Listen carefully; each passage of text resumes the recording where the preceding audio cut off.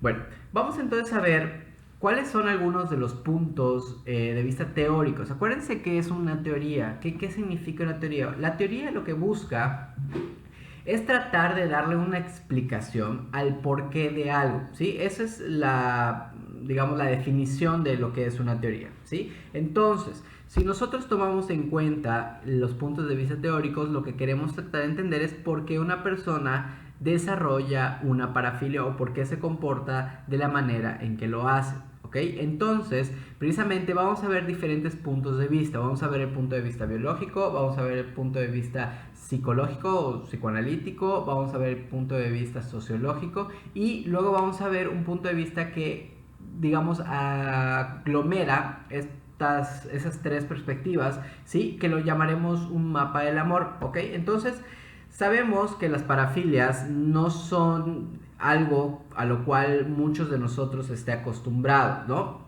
Digamos, dando por ahí como la normalización de las prácticas sexuales, ¿sí? Y precisamente sabemos que estas pueden llegar a ser bastante raras, bastante diferentes, ¿sí? Y digamos, nos despierta en nosotros cierta curiosidad y también nos desconcierta, ¿no? Inclusive imaginárnoslo nos incomoda o nos dicen, yo no me imagino, ¿no? De hecho, varios de sus comentarios que leía era precisamente eso, de que yo no me imaginaba o yo no sabía, ¿sí? Y que precisamente las parafilias tienen este factor, pues también que nos despiertan un morbo, ¿sí? Pero, pues obviamente esto resulta bastante difícil de entender, bastante difícil de poder identificarnos con algunas de estas parafilias, tal vez digo, no todas, tal vez hay unas personas que dicen, oye, ¿sabes qué? A mí sí me gusta esto, a mí sí me gusta lo otro, ¿sí? Pero puede llegar a ser bastante difícil poder identificarnos con alguna de las parafilias, ¿sí? Porque muchas de estas no entendemos cómo una persona, por ejemplo, puede excitarse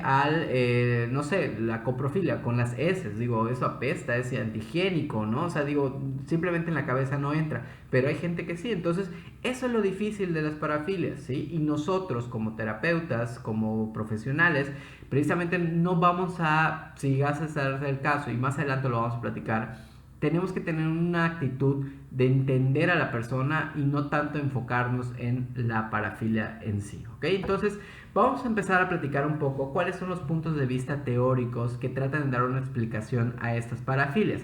Para empezar, el punto de vista biológico. ¿Qué nos dice la biología? La biología se va a centrar precisamente en entender cómo funciona el sistema endocrino, ¿sí? Es decir, las hormonas. Acuérdense que las hormonas tienen esta capacidad precisamente de ser catalizadores de la energía sexual, ¿sí? Y del sistema nervioso. Cómo se está precisamente dando esta comunicación, qué tanto se reciben o no las hormonas, ¿sí? Entonces, trata de dar un punto de vista y cómo estas se relacionan con las parafilias.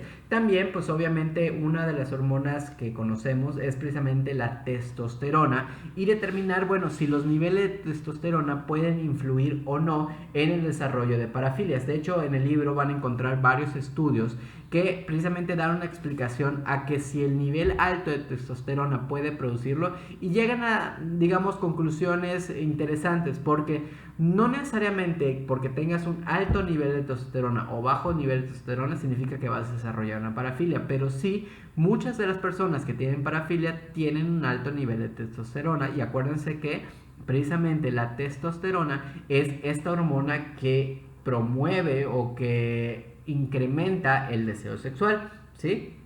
Pero no necesariamente por el exceso de testosterona significa que uno va a desarrollar o no una parafilia, ¿ok?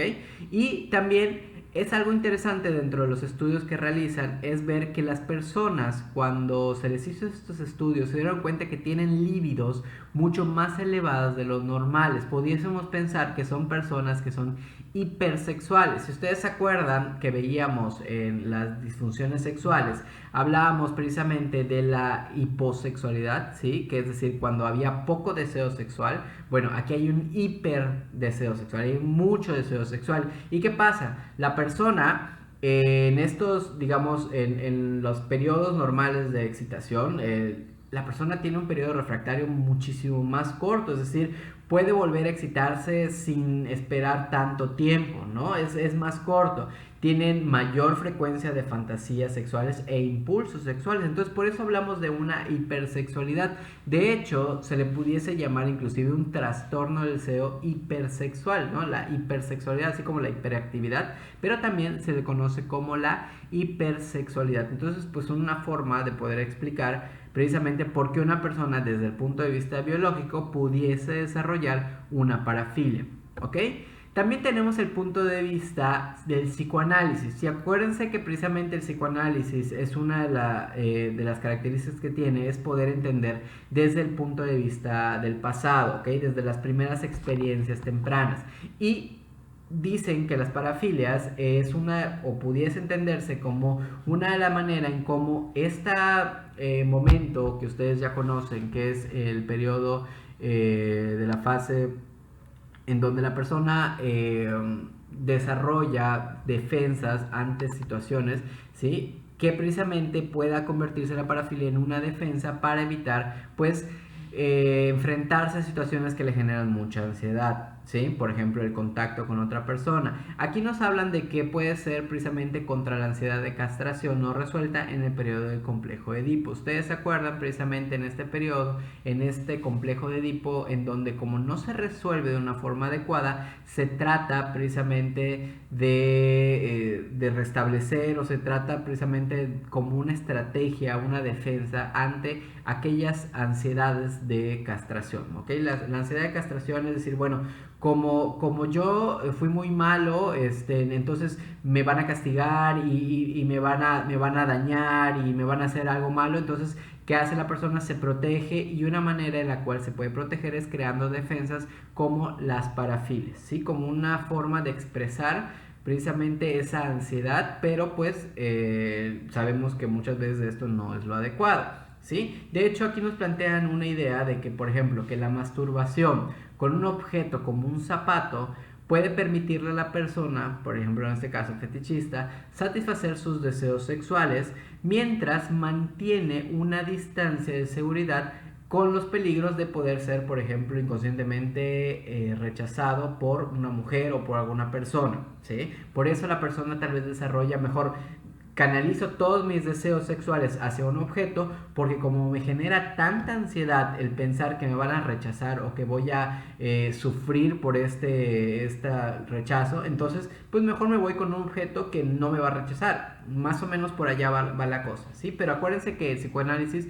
lo que busca es que estas experiencias tempranas van a precisamente hacer que la persona desarrolle defensas para no poder precisamente expresar como adecuadamente su sexualidad.